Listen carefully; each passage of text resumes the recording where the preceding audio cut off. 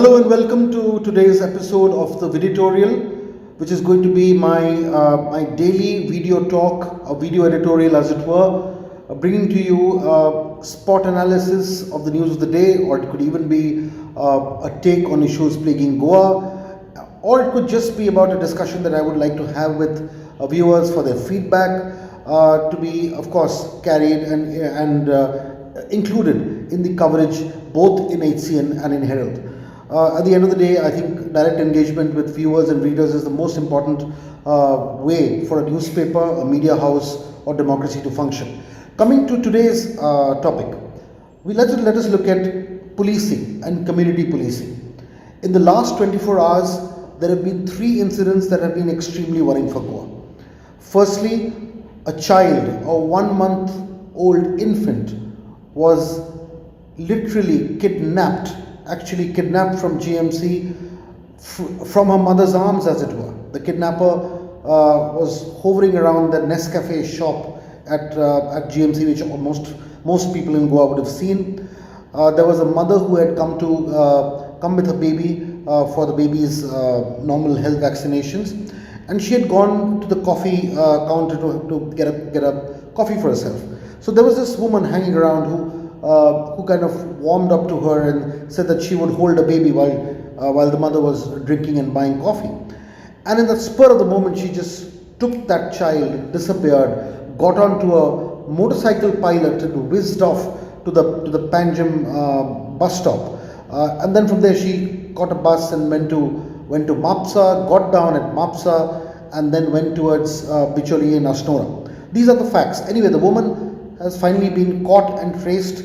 There were CCTV cameras all over which of course identified the woman, but it took almost 24 hours or more than 24 hours for the cops to get them. The woman of course is claiming that the baby is hers, and of course they have taken her for a medical examination. The baby's DNA is going to be tested and so on and so forth, but that of course is something that you'll get to know. Secondly, what happened was this morning, there was another brutal incident under the Anjuna police station. A girl's body was found brutally beaten to death. The body was recovered. It was found out tragically that it was her brother who had killed her. And after killing her, he went back to Karnataka, and they're natives of Karnataka, I think, and they went back there. Well, the boy has also been subsequently arrested, and he's on his way back to Goa from Karnataka. The Goa police is bringing him. And then just a little before I was preparing for this conversation with you, we heard that there was another brutal murder in Kolba. Now this discussion that I need to have with you is not necessarily about investigations, but why investigations these days, especially in a place like Goa, does not always lead to fruition. It does not always lead to a quick disposal of cases. The elephant in the room is the fact that we have stopped making community policing a major part of our policing. At the end of the day, in the olden days, there were no mobile phones, there were no CCTV cameras, there was no technology to tackle people. And yet cases used to be solved, albeit the population was much smaller, the crime rates were much lower. But you must understand that earlier cases were still solved, prisoners, people were put into prison, culprits were arrested. That is primarily because there was something called community policing, which was very, very important. And there's another term that I would like to use, is called beat policing. There are 2 different aspects. Beat policing is when you make the lowest constable in your system the first point of information gathering, and he becomes the first investigating officer, and he becomes your eyes and ears. He is the main connect with the people.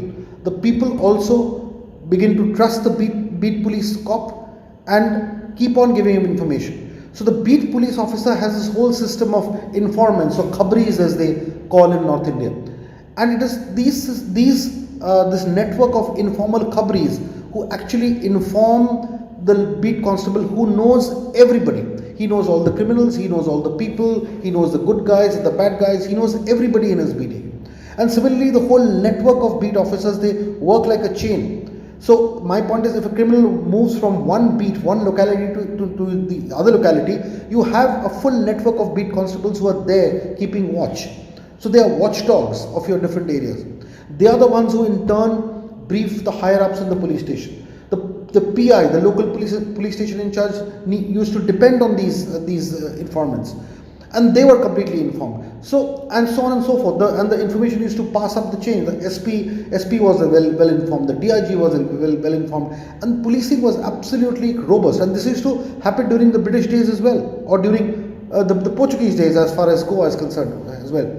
So why have we failed there? Why have we done away with the beat system? Why don't we cultivate constables and properly train them and motivate them and pay them well and give them facilities, their housing, their health? Because the point here is we do not do that. And the reason why we are not doing that is because policing has become political. Most people who are appointed as constables and higher ups are done due to recommendations by politicians. They are politicians' people and they report directly to the local MLA or even the Sarpanch or the MP, and there is no proper policing involved in the old-fashioned way, which is why the beat system has completely collapsed. Now I come to community policing. Community policing is something that is done by the local people. They become the partners of the police people. Citizens themselves become community police. The community groups act as a very important source of information back to the police. And the issue is, and for this you need a large number of local people coming forward. Now the problem is that a bit of this even happens in some rural areas that are away from the tourist belt, where traditional systems still work. But in areas that are completely dominated, if you look at Porvori, basically the Bardes Taluka, or if you look at even some areas of concretization in South Goa like the Kolva belt, the moment you have the demographics change and large number of people come from outside, even Panjim for instance, then what happens is there are too many unknown people, there are too many new people in that whole ecosystem, and that completely changes the dynamics. It increases the dangers of crime. I'm not saying everybody is committing crime, but because of the sheer increase in population, criminal acts also increase. And then it becomes even more difficult to track because you do not have beat policing or you do not have community policing. I think it's very important for Goa to go back to its traditional ways, strengthen the lower police, motivate them, and ensure that you have proper dedicated beat constables who maintain links with the community, and the community must also come forward to do community policing. It is only then that if any small incident happens, even if there is a tension between families, there are tension between siblings, or if there is a rogue in a society or a kidnapper living there, everybody will instantly know who could do it. So I think it's very important to look back rather than look forward to do effective ground level policing. Thank you.